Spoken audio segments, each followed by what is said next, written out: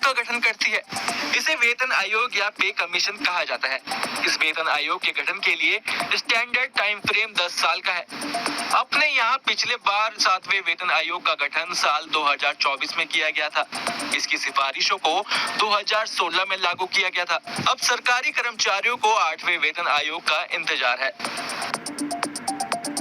केंद्र कर्मचारियों को उम्मीद है कि सरकार 8वें वेतन आयोग के गठन को लेकर कोई बड़ा फैसला ले सकती है। ये कर्मचारी काफी समय से बजट का बेसब्री से इंतजार कर रहे थे। अगर 8वें वेतन आयोग के गठन को लेकर कोई फैसला लिया जाता है तो ये खबर बूस्टर डोज की तरह होगी। हालांकि अभी तक किसी ने आधिकारिक तौर पर कुछ नहीं कहा है, लेकिन मीडिया रिपोर्ट्स में ऐसा दावा किया जा रहा है।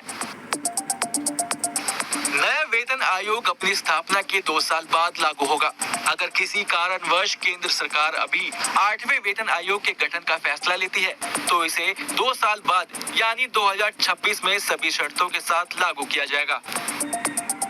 8वां वेतन आयोग लागू होते ही सैलरी में बम्पर बढ़ोतरी होगी।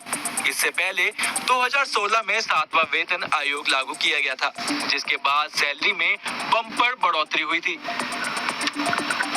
आइए जानते हैं 8वें वेतन आयोग में केंद्र कर्मचारियों की कितनी होगी minimum basic salary. Media report के अनुसार 8वें वेतन आयोग के लागू होने और 3.68 के अपेक्षित फिटमेंट फैक्टर के मुताबिक 18 वेतन मैट्रिक्स स्तरों पर केंद्र सरकार के कर्मचारियों के सैलरी स्ट्रक्चर में अच्छी खासी वृद्धि होने की उम्मीद है। उदाहरण के लिए पे मैट्रिक्स लेवल 1 पर मूल वेतन 7वें सीपीसी के तहत 18,000 रुपए से बढ़कर 8वें सीपीसी के तहत 21,600 रुपए हो सकता है। मैक्सिमम लेवल पर पे मैट्रिक्स लेवल 18 पर बेसिक सैलरी 2,50,000 रुपए से बढ़कर 3 लाख रुपए होने की संभावना है। इसलिए चर्चा चल रही है कि ये साल बहुत कीमती होगा। सरकार के इस फैसले से करीब 68 लाख कर्मचारियों और 49 लाख पेंशन भोगियों को फायदा होगा।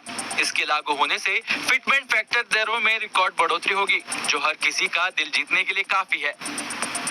आपको बता दें, फिटमेंट फैक्टर का इस्तेमाल केंद्र कर्मचारियों की सैलरी कैलकुलेट करने के लिए होता है। फिलहाल फिटमेंट फैक्टर 2.58 है, यानी बेसिक सैलरी न्यूनतम वेतन का 2.58 गुना होगी। इसी को 3.67 किए जाने की संभावना है। 2016 में इस फिटमेंट फैक्टर के हिसाब से कर्मचारियों की न्यूनतम सैलरी में भी 14.29% की बढ़ोतरी की गई थी। कर्मचारियों की मूल वेतन 18,000 रुपए तक पहुंच चुका था। अब चर्चा ये है कि 8वें वेतन आयोग में फिटमेंट फैक्टर करीब 3.67 गुना होने की उम्मीद है। इससे कर्मचारियों की वेतन में करीब 8,000 रुपए की बढ़ोतरी होगी। ये बढ़कर 26,000 रुपए हो जाएगा। केंद्र सरकार के एक कदम से केंद्र कर्मचारियों और पेंशन भोगियों को बम्पर फायदा मिलेगा। सबसे पहले मूल वेतन में बम्पर बढ़ोतरी होगी। इससे पेंशन की रकम बढ़ जाएगी। वहीं 23 जुलाई 2024 को वित्त मंत्री निर्मला सीतारमण वित्त वर्ष 2024 से 2025 का वित्तीय बजट पेश करेगी।